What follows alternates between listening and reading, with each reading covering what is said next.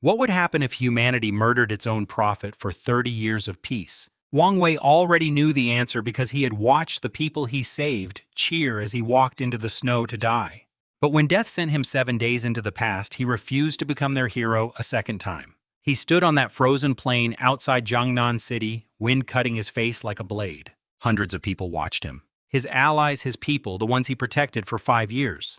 They all wanted him dead. Wang Wei possessed an ability called foresight. He could see the future. For 5 years, he used it to warn everyone about disasters to save lives. They called him the prophet. He was their hero. Then his ability slowed down. He can only use it once a year. And that's when the disaster offered a deal. Kill him and humanity gets 30 years of peace.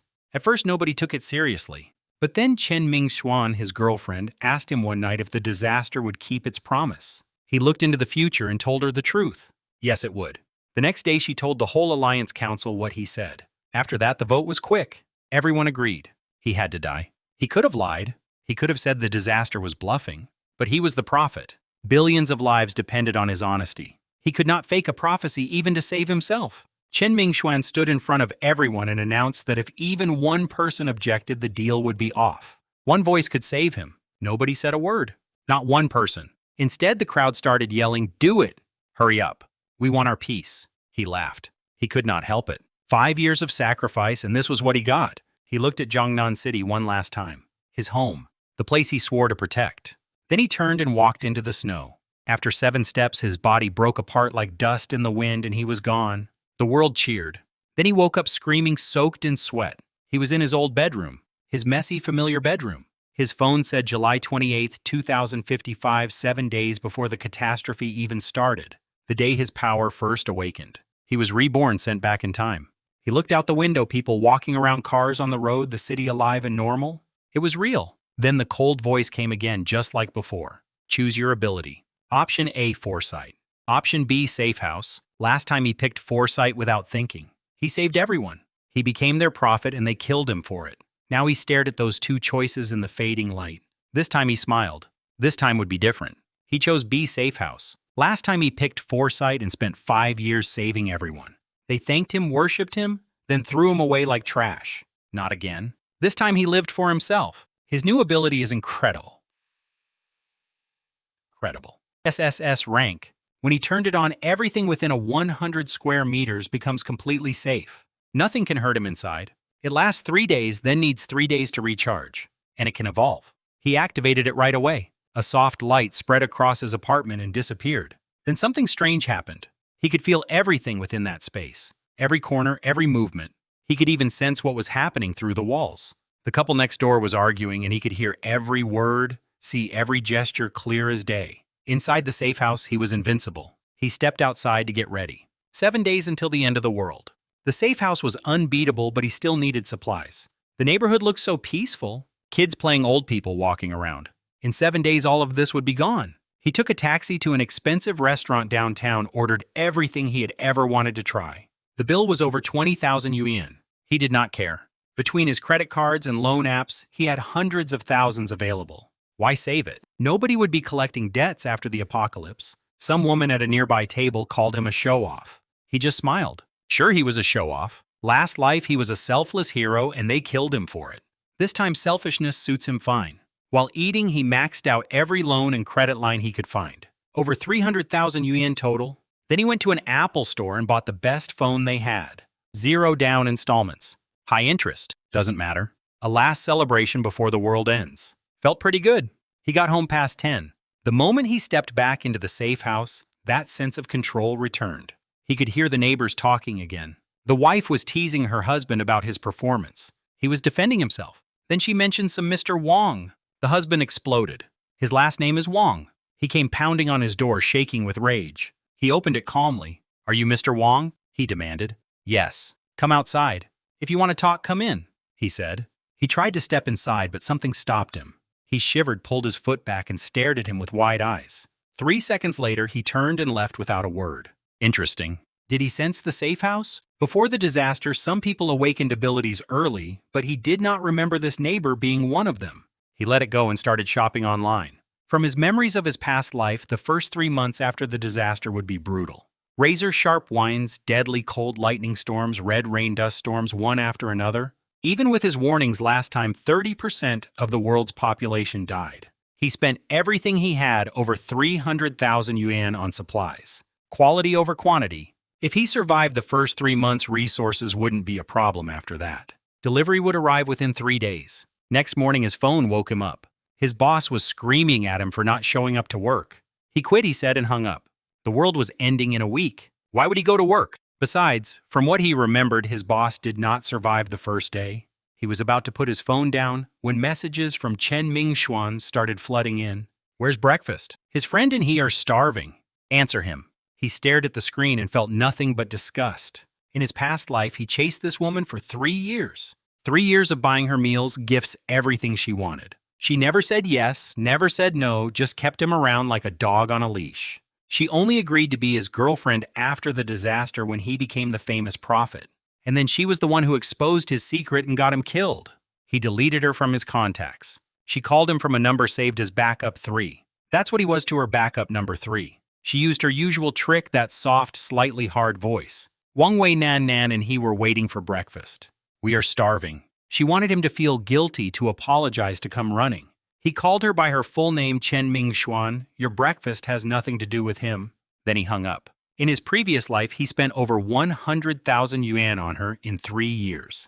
Breakfast, lunch, dinner, milk, tea, gifts, holiday money. She took it all without a second thought. He was just her personal delivery service. Not anymore. Not a single cent this time. He wanted to watch her face the end of the world without him protecting her. In his past life, she survived because of him and awakened a powerful ice ability. This time she could fend for herself. All of them could. Every person who used him and threw him away. He wanted to watch them meet their end. 6 days left. He grabbed his documents and property papers and left the apartment. Then he called a taxi to the biggest Mercedes dealership in the east side of the city. He walked straight to the showroom and put his hand on a black S-Class, the S650L, almost 1.5 million yuan. A young salesman looked at his cheap clothes and tried to steer him toward the budget models. This one, he said. He started rattling off specs. He did not listen. He sat in the driver's seat. Leather everywhere. Big screens, premium sound system. Perfect. He heard you have a 0 down payment plan, 48 months. He asked. He hesitated, said it required strict review for high-quality clients. He was trying to scare him off. He handed him his folder ID bank card and the deed to his apartment worth over $1 million. A manager showed up fast after that, all smiles, best coffee. The paperwork started immediately. He signed everything calmly. He had no intention of making a single payment. The dealership was happy to push their high-interest plan. He was happy to take the car. Everyone got what they wanted. 2 hours later, he drove out of there in a brand-new Mercedes S650L. He headed straight to the bank. His plan was simple: take out every loan he could before the disaster hit. Bank loans, online loans, private loans, whatever. Pile up as much cash and supplies as possible. His credit score, his repayment record. In 6 days, the world would end. Nobody would be collecting debts. He pulled up to the bank in his new Mercedes. People on the street could not stop staring. He walked in and mortgaged his apartment. Because of all the online loans he had already taken out, the place was only worth about 700,000 now. He did not care.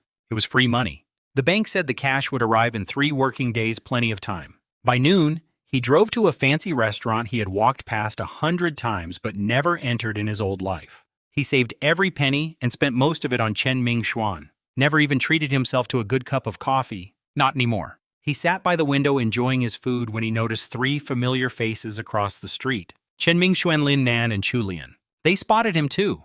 When he walked out, they were waiting. Hey, pretending not to see us, Lin Nan called out. Chen Mingxuan put on her sweet voice. Long Wei, what a coincidence. He almost laughed. She still thought he was her obedient little follower. Lin Nan pushed right away. Mingxuan hasn't had lunch. Shouldn't you treat her? He was going to shut them down, but then he changed his mind. Why embarrass her now when he could have more fun later? He had got something urgent, he said casually. How about coming to his place tonight? Lin Nan scoffed. As if Mingxuan would go to your place at night. He did not say a word. He just took out his keys and pressed the button. The Mercedes beeped. 3 jaws dropped. He got in the car, the black S650L shining in the sun. Chulian looked it up on her phone. Listed price over 1.5 million yuan. Chen Mingxuan's face went blank. He reversed and stopped next to them. Rolled the window down. Mingxuan, if you're busy tonight, forget it. Then he looked at Lin Nan and smiled. Actually, Lin Nan, he just noticed you're really beautiful. Message him when you're free. He rolled the window up and drove off, left all three of them standing there in shock. He could imagine the scene after he left. Chen Mingxuan turning on Lin Nan. Who told you to say he would not go to his place? Lin Nan scrambling to explain it away. Both of them wondering if he had been secretly rich this whole time. Next, he drove to the old part of the city. Found a shabby little pawn shop with half the sign missing. He walked in and asked for Li Pengzi. A heavy man with a thick gold chain came out and looked him over. He showed him his property deed and car registration. The house is already mortgaged to the bank, he said, frowning. 2 million, he said. House and car pawned for 1 month. His eyes lit up. He did the math. Even with the bank's claim, the total value was around 3 million. 2 million was a safe bet for him, and his business had ways of making sure nobody cheated him. The interest was brutal, 2% per day. After 1 month, he owed 3.2 million total. Deal, he said without hesitating. Li Pengzi almost could not believe how easy it was. He had the contract ready in minutes. He signed it. He transferred the money. 2 million yuan hit his account just like that. He thought he had found the easiest target of his life. He had no idea that in 6 days there wouldn't be a world left to collect debts in. He got back in his car and checked his phone. A message from Lin Nan Wang Wei. It's Lin Nan. He was free tonight. He will come to your place. He smiled. The real show was just getting started. He sent Lin Nan his address and drove to the mall. He needed fresh food, meat, vegetables, seasonings, wine, and drinks. He only picked stuff. Filled the whole cart. From his past life, he knew that 3 months before the disaster, all transportation would collapse. No deliveries, no supply runs. Anyone who went out looking for food usually did not come back. Hunger turned people into animals. Laws and morals meant nothing when survival was at stake. This time he was not going to save anyone. He just wanted to watch. He got home around 4. Set down the groceries. The doorbell rang. Lin Nan already here. She dressed up. Nice dress, full makeup, sweet perfume. Quite the transformation from the woman who had mocked him that morning. Brother Wang, he came to apologize, she said with a shy smile. He let her in. She looked around his apartment. Nothing fancy but clean. Her eyes landed on the Mercedes key on the coffee table, the imported steak, the bottle of wine. He could see her relax. She had confirmed what she came to find out. The money was real. Then she started talking about Chen Mingxuan. Told him Mingxuan never took him seriously, that she was seeing other rich guys, that she laughed about his gifts behind his back. Lin Nan was throwing her own friend under the bus without a second thought. He let her talk. None of it surprised him. Then he casually took out his phone, the newest iPhone, and unlocked it where she could see the screen. A bank notification popped up, 2 million yuan. Her eyes went wide. Her breathing changed. That was the moment she decided he was definitely a secret rich heir. She moved to the sofa next to him, put her hand on his arm, started telling him how she had always admired him. She told him how he was so much better than other men, and how she did not want to miss her chance. He looked at her perfectly manicured hand and smiled. He lifted her chin. He just realized today you're not materialistic at all. She tried to slow things down, said we were moving too fast. Don't worry, he said. He will take his time. Afterward, the room went quiet. The sunset faded outside. Lin Nan lay on the sofa looking dazed. She had come for the money, but she seemed genuinely impressed by the experience. She admitted to herself that none of her past boyfriends had ever come close. He got up and straightened his clothes. Come on, let's go shopping. She jumped up immediately, still tired but eager. He drove her to the mall. We went through store after store, high-end brands. He spent over 100,000 yuan. She carried all the bags, sweating and exhausted. Every single item was for him. He did not buy her a thing. She did not complain once. To her, carrying bags for a rich man was an investment. She thought if she held on tight enough, her future was set. She had no idea there was no future to plan for. We got back to his place loaded with bags. Lin Nan pointed at the cold weather gear he had bought and asked why he needed winter clothes in the middle of summer. He just did not like the cold, he said. He was not about to explain that in a few days, extreme weather would tear the world apart. She suggested dinner. He told her we needed to wait for someone. Her face changed the moment he said Chen Mingxuan's name. While we were out shopping, Mingxuan had texted him asking to meet. She could not resist finding out the truth about the Mercedes. Lin Nan hesitated. If Mingxuan showed up and found her here, it would be obvious what happened. For about 3 seconds, she considered leaving. Then she grabbed his arm and said, "What's wrong with that? She's his best friend and your ex-girlfriend." She started trashing Mingxuan again. Told him Mingxuan had spent a whole weekend with some rich guy recently.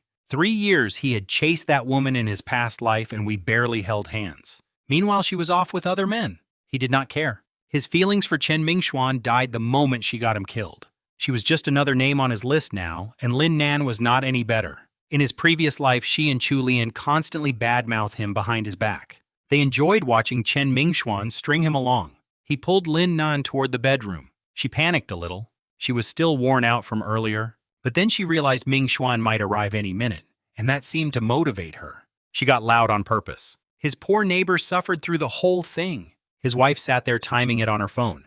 Half an hour, 1 hour. By the end, the husband had given up and gone to the pharmacy downstairs. When it was finally over, he told Lin Nan to get up. Mingshan was outside. "How do you know?" she asked, pretending to be surprised. He knew because if he did not open the door soon, the woman on the other side would break it down. Chen Mingxuan was standing there, nails digging into her palms. She had heard everything. She recognized Lin Nan's voice, the same friend who always mocked him for being poor and desperate. Now that friend was in his bed. Part of her wanted to leave, but she could not. If Lin Nan was here, it meant the money was real. That Mercedes was real. Why should Lin Nan get the prize? She took a deep breath, forced a smile, and walked in. She looked stunning. Red dress, white stockings, perfume. She had come prepared. Then Lin Nan strolled out of the bedroom. Hair messy, dress crooked, walking funny. She acted like she owned the place. "Oh, Ming Shen, why did not you say you were coming? It's a bit messy." Wang and he were shopping all afternoon. Every word was a knife aimed at Ming Xuan's pride. Lin Nan grabbed his arm. Ming Xuan's smile almost cracked, but she held it together, stepped forward, and took his other arm. "His friend is here too," she said sweetly. "You should have told him earlier." He stood there with both of them hanging on him, not pushing either one away, just watching them compete with a quiet smile. In his past life, even as the great prophet, no one ever fought over him like this. Having money really did feel good. "Let's go eat," he said, pulling free from both of them before they started fighting and broke something. His supplies were more important than their drama. He walked to the noodle shop near his neighborhood. A small place, husband and wife running it. He ate here all the time. The owner greeted him as usual. Then he saw 2 dressed-up women walk in behind him and froze. In all the years he had been coming, he had never brought anyone. "Give them each a bowl of soybean paste noodles," he said. Ming Xuan sat next to him. Lin Nan got annoyed, dragged a chair over, and squeezed in on his other side. Lin Nan poured him tea. Ming Xuan wiped the table with a wet wipe. He just watched their little war and ate his noodles in peace. They barely touched their food. When he finished, Lin Nan handed him a tissue. Ming Xuan went to pay the bill. Funny how things work. 3 years of chasing Ming Xuan, spending thousands on her, and she never once treated him this well. Now both of them were fighting to serve him over a bowl of cheap noodles. People talk about money with the poor and feelings with the rich. That's just how it is. It was past 10 when we finished. He figured they would go home. Instead, both followed him back to his apartment. They even started cleaning his living room. Neither one wanted to leave first. He had an idea. "Lin Nan, come to the bedroom," he said. "He needed to talk to you." She glanced at Ming Xuan with a little victory smile and followed him in. He asked if she had her ID card. She blushed and said yes. He had her pose for a few photos, her holding up her ID. She was confused but did everything he asked. Then he sent her out. "She and Ming Xuan, your turn," he called. Ming Xuan came in looking nervous, not sure what had happened with Lin Nan. He played it smooth, told her Lin Nan came after him on her own, that the one he truly cared about was still her. She relaxed. Then he asked for her ID card too. "Isn't this too fast?" she asked. Lin Nan did not think so. He said. That did it. She could not stand losing to Lin Nan. She agreed. Afterward, he walked them both to the door. They finally left, neither wanting to stay and share a roof with the other. The moment the door closed, the smile dropped off his face. He pulled out his phone and looked at the photos.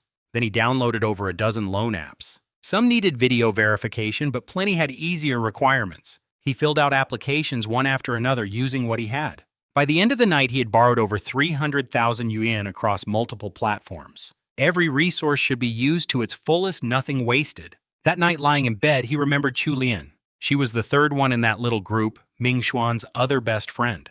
In his previous life, it was Chu Lian and Lin Nan who encouraged Ming Xuan to test his loyalty by exposing his prophecy. They helped push him toward death. The neighbor's noise started up again through the wall. Annoying. So he texted Ming Xuan and told her to come back. He would drive her to work in the morning. She was already in a taxi heading home. The moment she read that message, she told the driver to turn around. The idea of showing up at work in his luxury car was too tempting. She came right back. He looked at her standing in his doorway and felt nothing but cold amusement. 3 years of honest devotion got him nowhere. One flash of money and she came running at midnight. The neighbor had a rough night. The sounds through the wall did not stop until after 2 in the morning. That was partly on purpose. He had kept him up earlier, so he returned the favor. Next morning, he drove Ming Xuan to her office during rush hour so everyone could see. At the building entrance, Lin Nan and Chu Lian were walking in together. When the Mercedes pulled up and Ming Xuan stepped out holding his arm, Lin Nan's face went dark. He made things worse on purpose. He waved at Lin Nan, patted her head, and said casually, "After you left last night, Ming Xuan came back." That hit like a bomb. Lin Nan was furious. Ming Xuan was smug. Chu Lin stood there with her mouth open, trying to figure out what happened to the world overnight. Before he left, he smiled at Chu Lian. "Let's all get together sometime." His treat. He drove away and left the three of them to tear each other apart. All day, Chu Lian was stuck between her two friends who now hated each other. Both blamed the other. Both claimed he was theirs. Their so-called friendship crumbled the moment money entered the picture. Then he got a text from Zhao Lai, his old co-worker. "Brother Wang, did you really quit?" In his past life, Zhao Lai had awakened an SSS-level lightning power. He ranked third on the Alliance power list. He saved his life multiple times during the disasters, and he repaid him by leading the crowd on that snowy plain, telling him to walk to his death. He thought about dealing with him now, but decided against it. Inside his safe house, he was untouchable, but outside he was still just a regular man. Getting arrested before the disaster would be stupid. He would handle him later. He went to the office one last time to sign his resignation papers. The receptionist avoided his eyes. His co-worker smirked behind his back. The HR manager docked his pay, withheld this month's salary, and slipped in a clause about pursuing responsibility for leaving without notice. 3 years of loyalty, late nights, and unpaid overtime. This was his reward. He ran into Zhao Lai on the way out. He put on a concerned face. "Take care. Let's keep in touch." He nodded and left. He did not hear him trash-talking him to the others the moment he walked out the door, but he would not have been surprised. Around noon, he got a message from Chu Lian. She had spent all morning being squeezed between Ming Xuan and Lin Nan, and she was desperate. "Wang Wei, they stopped talking because of you. Fix this." He looked at the message and smiled. Another one coming to him on her own. Time to see if the power of money worked every single time. "Let's talk in person." He texted Chu Lian and sent her the address of an expensive Western restaurant. She showed up fast, told herself it was for her two friends. Sure it was. The menu had gold lettering on thick leather. Wagyu set for 7,800 yuan. Truffle pasta for 3,200. Even juice cost 680 a glass. Chu Lin ordered the most expensive thing she could find. Figured she was getting revenge for her friends by making him pay. He did not mind.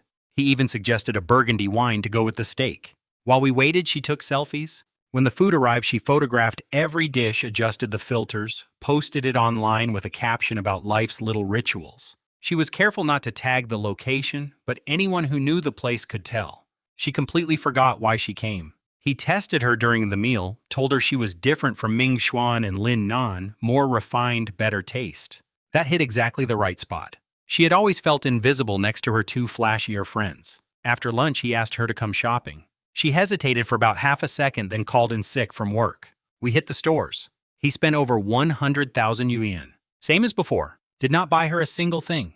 Did not need to. Women like her just needed to see how freely he spent money. That was enough. She ignored messages from both Ming Xuan and Lin Nan the whole time. When we finished shopping, he drove straight home without asking. She did not question it. We both knew where this was going. At his apartment, he put his arm around her waist. She acted surprised but did not resist. She had already made up her mind before walking through the door. She told herself this was her ticket to a better life. Afterward, she lay there staring at the ceiling and asked why he lived in such a small place when he was so rich. That actually made him think. She had a point. His apartment was too small. "He will move to a bigger place tomorrow," he said. Her eyes lit up. She thought she was special to him. Then he asked if she had her ID card. Same routine as the others. She said yes. He took photos. By the end of the day, he had squeezed about 10,000 yuan out of Chu Lian through loan apps too. No free lunches in this world. That expensive meal had a price. When Chu Lian saw the money notifications on his phone, he told her to leave. She got dressed fast, looking confused and disappointed. She had been hoping for another fancy dinner. He shut the door behind her. Her social media posts from the restaurant had already set off alarms. Ming Xuan and Lin Nan had sent her over 30 messages and 7 missed calls. That was her problem now. After she left, he overheard the neighbor couple talking through the wall. His wife was complaining about him staying home from work. He told her he had been feeling strange. His heart raced every time he tried to go outside, and the feeling had gotten worse since he visited his door that one time. He begged her to stay home too. She thought he was crazy, wanted to take him to the hospital, but he knew better. That man was developing a danger perception ability. He could sense something terrible was coming even if he could not explain it. For days before the disaster, and he was already awakening. He needed to move faster. Next morning, he went to a real estate agency across the street, told them he wanted to buy an apartment. It had to be big, ready to move in, and decided today. The agent showed him a place in Jinshui, Tiandi. 4 bedrooms, 178 square meters, modern style, fully furnished, listed at $3.5 million. He offered a $100,000 deposit with a deal. He would sign the full contract in a month but move in today. If he broke the agreement, he would pay $1.1 million in penalties. The owner agreed in 10 minutes, handed him the keys himself. He was not planning to pay a single yuan more. In 3 days, money would be worthless. His online supplies arrived over 300,000 yuan worth. Truffle cans, wagyu, beef, caviar, burgundy, wine, solar panels, water purification systems, everything he needed for 3 months. While he was loading the trucks, the neighbor showed up again. He stared at his emergency supplies with a strange look, asked if he knew something. He played dumb. He was not going to be anyone's prophet this time around. After he drove away with his stuff, the neighbor's ability fully awakened. A-grade danger perception. The voice in his head told him a global disaster was coming. He panicked and started running home, wanting to buy supplies and find him. Too late for that. At his new place, he had barely sat down when Li Pangzi, the loan shark, called. He wanted his $2 million back. No interest, just the principal. Turns out he had awakened a power too. A voice told him about the disaster, and now he was scared. He wanted to build a fortress and needed cash. "You're crazy," he told him, and hung up. He sent threats, said he would ruin him. He blocked his number and sent one last message. "Stop worrying about the end of the world. Go to the hospital. He will send you $5,000 for the bill." He activated his safe house around his new apartment. 100 square meters of absolute safety. Meanwhile, back at his old place, Ming Xuan, Lin Nan, and Chu Lian all showed up at his door at the same time, glaring at each other. He was not there. He was lying on his new sofa, eating steak and drinking red wine. 2 days left. Online things were starting to crack. Some guy claiming to be a martial arts master posted a video of himself breaking a steel wrench with his bare hand. Then he punched a hole through an iron pot on live stream. Thousands of viewers flooded in. Then his account got banned. The authorities were already stepping in. That night, the TV interrupted with an emergency broadcast. The host said there might be extreme weather and geological events soon. Stock 2 weeks of food. Stay home. Keep phones charged. They kept it vague. Did not mention the end of the world. The internet went crazy with theories, but it was too late for most people. Supermarkets could not handle a sudden rush. 2 days was not enough to prepare. He walked to the window and looked out at the city lights. Everything looked normal, beautiful even. But he could see the sky in the distance, turning an unnatural dark gray. He raised his glass. Welcome to the new world. Next morning, his phone woke him up again. He checked the screen. 70 or 80 missed calls from Ming Xuan, Lin Nan, and Chu Lian. Another 30 from Li Pangzi. He smiled and created a new group chat, called it Angel Investor Main Group. Then he sent a video call invitation to all 4 of them. They picked up instantly. The 3 women looked terrible. No sleep, ruined makeup, dark circles under their eyes. Li Pangzi's greasy face popped up a few seconds later. He yawned. Why is everyone looking for him? The women exploded. You're not even human. All your money was borrowed. You used us for loans. Turns out Li Pangzi had gone to his old apartment yesterday to collect his debt. He told the 3 women everything. The car was financed. The house was mortgaged. All his cash came from loans and scams. Then overnight, the loan platform started calling them, threatening to publish their photos if they did not pay. It was him, he said calmly. He set up the loans. They went silent for a second. But those loans are illegal, he told them. You do not have to pay them back. Then he pointed out Li Pangzi in the group. He's an illegal loan shark too. He was not paying him back either. Li Pangzi's eyes bulged. Kid, do you think he cannot deal with you? Just try, he said. Ming Sen demanded he pay her back for everything. He reminded her he had spent over 100,000 on her in 3 years of chasing her. Lin Nan and Chu Lin wanted their money too. Consider it the price of breakfast, he said. Then he did something that made all 3 of them scream. He sent the photos he had taken, the ones with their ID cards, straight into the group chat. They lost their minds, screaming, cursing, calling him every name they could think of. Li Pangzi quietly downloaded everything. If things are really that bad, call the police, he suggested. The loans were in his name. Let the law deal with him. Li Pangzi could not call the police. His whole business was illegal. But the 3 women grabbed onto that idea like it was a lifeline. Just wait to go to jail, Ming Xuan shouted. You're finished, Lin Nan added. They hung up. That left just him and Li Pengzi. Aren't you afraid they will actually call the police? He asked, almost amused. You told him yourself the world is ending, he said. What was he afraid of? He stared at him. You believe it now? Of course he believed it.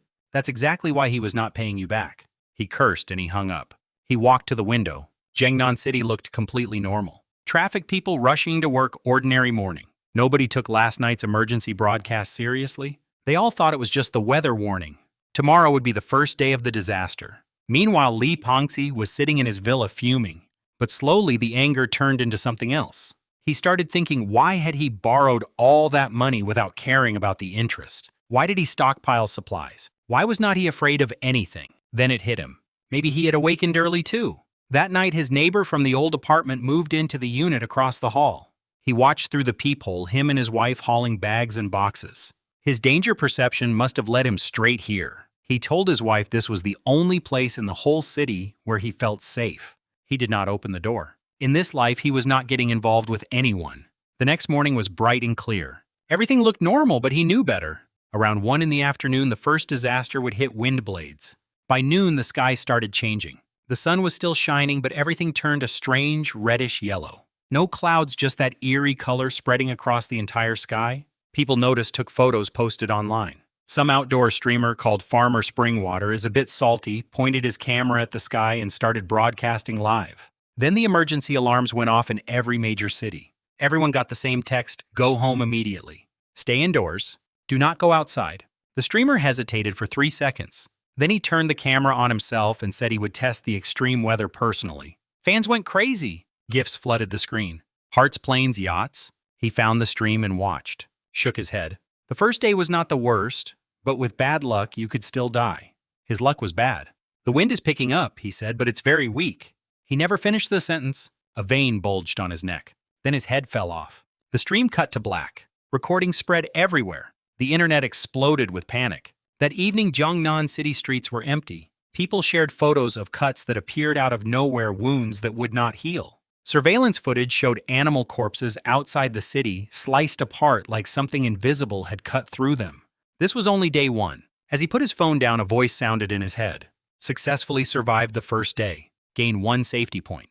Would you like to upgrade your safe house? He checked his ability right away. 1 safety point could expand the zone from 100 to 200 square meters and extend the duration from 3 days to 4. Upgrade, he said immediately. His heart was racing. The safe house could grow.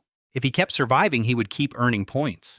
The limit could be broken. Next morning, the sky was still yellow. Wind blades were invisible but deadly. They only attacked exposed living things. Inside buildings or cars, you were safe. Only he knew this. He was not telling anyone. His phone was blowing up. Chen Mingxuan had figured out he had stockpiled supplies early. She asked him to share. He told her to come get it herself, knowing she would get cut to pieces on the way. She asked him to deliver. He refused. She threatened to call the police. Then she posted photos of his supplies online and messaged everyone he knew. Former co-workers, old classmates, even people he had not talked to in years. All suddenly remembered he existed. The neighborhood group chat was tagging him non-stop. He smiled and filmed a slow video tour of his apartment. Stacks of imported steak, 3 full freezers, cases of Maotai and Lao tea, a generator, water purifier, medical supplies, cold weather gear. He posted it with a caption stocked up a little. Should last a few months. Stay strong, everyone. The messages poured in. Share with him. Sell him some? He replied to each one personally, only for viewing, not for sale. Zhao Lai texted him. With our friendship, you would not help. Friendship, he wrote back. You talk behind his back. You think he did not know? He threatened him. Showing off like this? Aren't you afraid of making enemies? He was not afraid of anything. Then the government sent another announcement. They had figured out the wind blades only hurt exposed living things. Stay indoors or in vehicles. Emergency supplies were being distributed. Suddenly everyone turned on him again. Zhao Lai, idiot. The government is handing out free supplies. Who needs your stuff? Mingxian, he reported you to the police. Get ready for jail. The neighborhood group chat exploded with mockery. Called him a clown, a hoarder, a fool. He read every message calmly. Poor reckless fools. They thought they were safe now. The government's rule about staying indoors only worked for the first 3 days. After that, the wind blades would tear through buildings, cars, everything. That would be the real beginning of hell. The government said they would distribute supplies. He laughed. They had maybe 2 days before that became impossible. He posted a photo of his breakfast on social media just to stir things up. The comments were vicious, but he enjoyed every one of them while he ate. Everyone relaxed after hearing about the official supplies. Companies announced remote work. The authorities took down videos of the dead streamer and the sliced-up animals. They were trying to keep people calm. It would work for a little while, not long. With nothing to do, he played a mobile game called Brave Alliance. Everyone stuck at home had the same idea. The game's player count exploded overnight. Then the neighborhood group sent a notice collecting information for supply distribution. Free stuff is free stuff, so he filled it out. His phone rang. Danching police station. The 3 women had filed a joint report. Fraud threats spreading inappropriate material. They wanted him at the station within 24 hours. He was out of town traveling, he lied smoothly. He will come the day after tomorrow. The officer agreed. 9 in the morning day after tomorrow. He hung up and thought the day after tomorrow nobody would be going anywhere. Then his doorbell rang. Old Zhang from across the hall, his former neighbor, who had followed him to this building. He stood there holding bags of vegetables and fruit, trying to look casual. "Neighbors help each other, right?" he said. He took the bag. He tried to fish for information about how long the weather would last. He gave him nothing useful. He went home shaking. Through the safe house, he could sense his conversation with his wife. He told her being near him felt like being in his mother's arms, total safety. His danger perception was pointing straight at him. Meanwhile, the group chat he had created exploded again. Ming Xuanlin Nan and Chulian were celebrating that the police had called him. Insults flew. Deadbeat idiot trash. He blocked them from messaging him directly, then quietly started posting their photos in the group one by one. Front shots, side shots, ID shots. The insults stopped instantly. "Delete them," they screamed. "Keep insulting him," he typed. Every insult gets a photo sent to his entire friend list, a few hundred people. Will not take long. Dead silence. Li Pengzi popped up in the chat offering 10,000 yuan per photo. He told him he would think about it. He messaged him privately, offering to forget the 2 million if he shared information about the disaster. He told him to transfer 2 more million and he might talk. He lost it. "Was he your ATM?" He put down his phone and walked to the window. The sky was getting darker. The wind was picking up. News from foreign websites confirmed this was happening worldwide. Floods on the west coast, snowstorms in Scandinavia, frost at the equator, casualties everywhere. People finally understood. This was not just weird weather, this was global. At midnight, the voice came again. Successfully survived the second day. Gained 1 safety point. His safe house was still at 200 square meters with a 4-day duration. He needed 2 points for the next upgrade. 1 more day of survival and he would have enough. Then his phone rang. Unknown number. He answered. "Mr. Wang Wei, this is Du Wei from the National Security Agency." He recognized the name immediately. In his past life, he was one of the key leaders who built the Human Alliance. He knew everything. The loans, the supplies, the mortgage. He asked if he had awakened any abilities. No, he said, just lucky. He did not believe him. He invited him to join something called the Human Awakener Alliance. Those words hit him like needles. They had already formed the alliance even without his warnings. Sorry, he said he had not awakened anything. He tried the guilt card. Hundreds of millions of lives. The bigger picture. Think of your fellow citizens. The bigger picture. The same words they used before they killed him. He was willing to contribute to humanity, he said, his voice cold as ice. But he truly did not know anything. Long silence. Then he said he understood and hung up. He walked to the window. The city was still glowing with light. But he knew those lights would go dark soon, one by one. Whoever wants to save the world this time can go ahead. He was done. 3rd day of the disaster. The sky was still that ugly yellow, but people were going outside. Someone figured out you could avoid the wind blades by covering yourself completely. A guy in a full hazmat suit live-streamed himself walking around with his hand in the air. Nothing happened. People dug out their old pandemic quarantine gear and started strolling through the streets like it was a holiday. Then the official supplies arrived. Just a few bags of vegetables, but it was enough to make everyone feel safe. And that's when the mocking really started. His old neighborhood group chat blew up. Everyone was laughing at him. The guy who borrowed money to hoard supplies? The idiot with the 0 down payment car? Someone's friend at the dealership had leaked that he did not even pay a deposit. His whole story was out there. The loans, the stockpiling, all of it. Wang Wei must be crying over his supplies right now. Share some with us. You will not need them anyway. Biggest fool online. Zhao Lai was the loudest. Sent him a whole string of messages calling him a dummy. Saying his food would go moldy. He was loving every second. Ming Xuanlin Nan and Chulin piled on too. called him a scumbag, a show-off, a fraud. He quietly sent a few more of their photos into the group. That shut them up for a bit. Then he checked TikTok. He was trending. Number 1.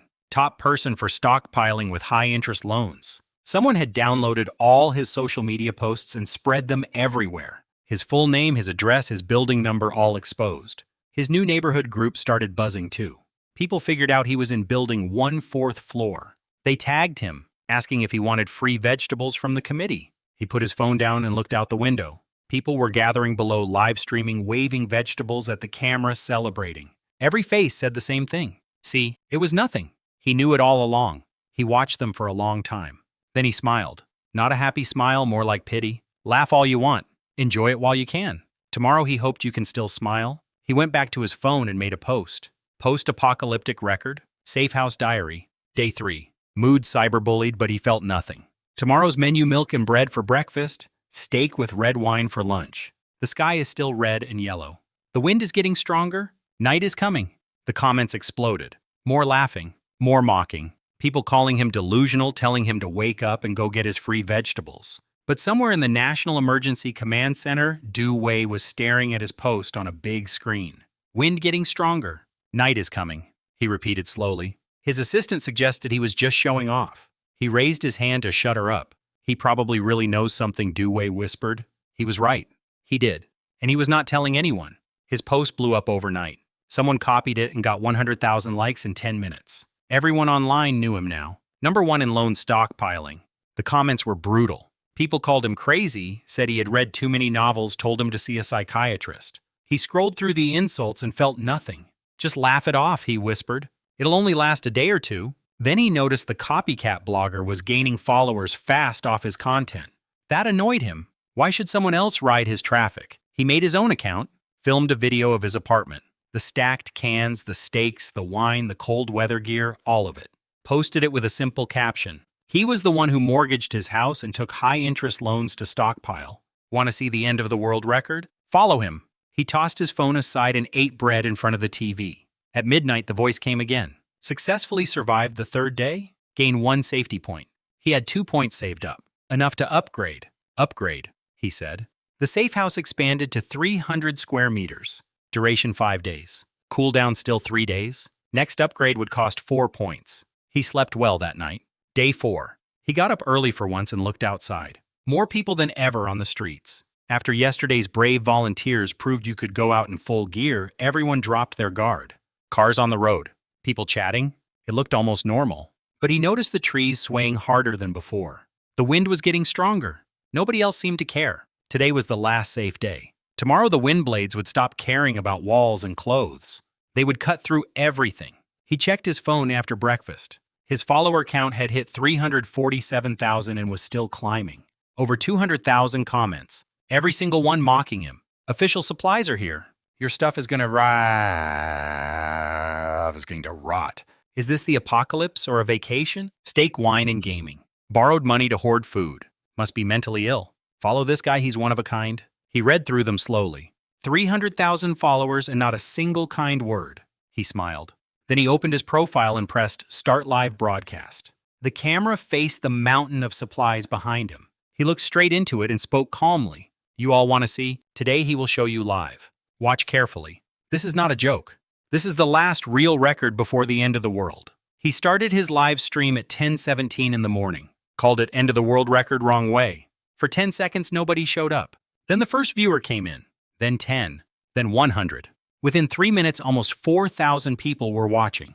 All there to laugh at him. 2 live streams now filled the same screen, with Atao standing outside in his plastic raincoat and Wang Wei waiting inside his safe house. One man was surrounded by laughter, while the other watched the final seconds before 10 o'clock disappear. And as the silent sky hung over Jiangnan City, Wang Wei remained exactly where he had chosen to be, safe, prepared, and finished with saving those who mocked him.